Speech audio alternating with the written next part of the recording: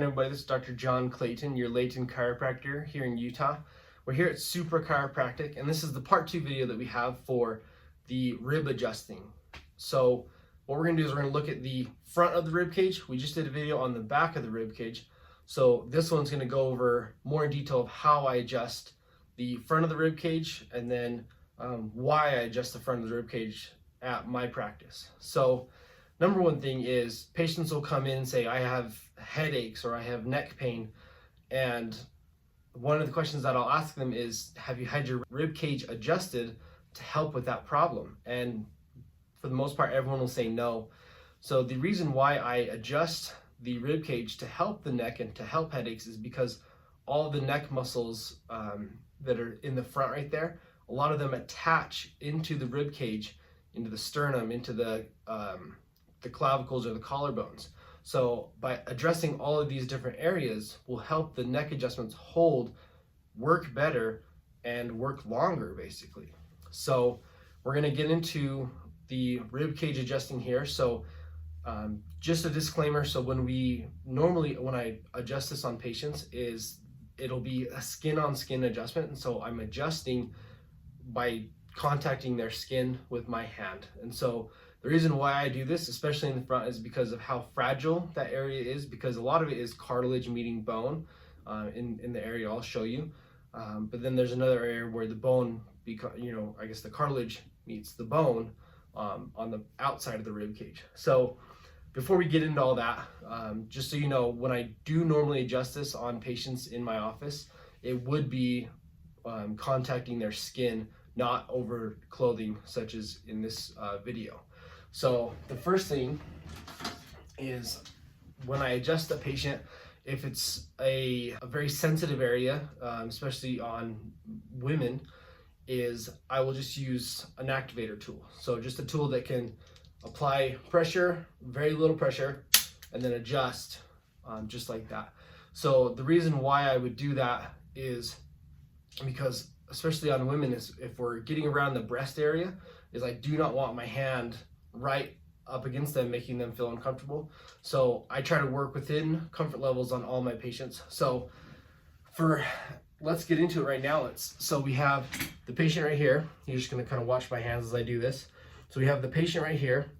What we want to do is check all this area where the sternum is, all the way down to there. So we're all 2 through 12 ribs hook in. First rib is up, up, up, all the way by the neck. So we don't need to check that one here on this video. We can do that one on another video. But coming down through here, we have on both sides, left and right, where the costosternal attachment is for these ribs. So there's cartilage that comes out into here and meets up with the sternum, which is bone. So it's cartilage meeting bone. So therefore, when I adjust it, it's not going to pop like a regular adjustment on your back. Okay?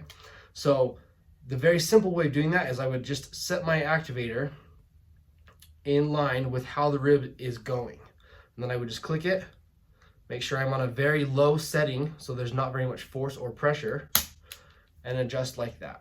So that's a good way to do it, just to start and show patients, what this is in general.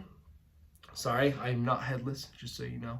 So when I adjust this by hand, I would have the patient lift up their shirt to this area.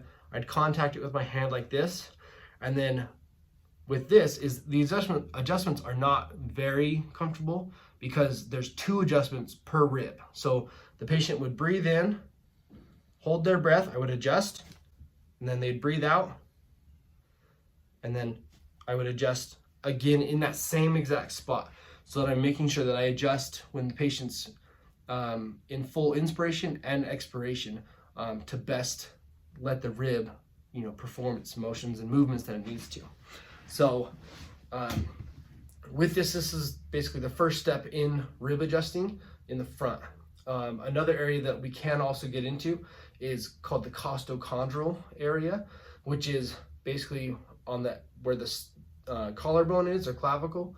You go halfway across and down into this area. And so coming into this area is where the cartilage of that rib, where it meets the sternum, actually meets the rest of the rib and becomes bone.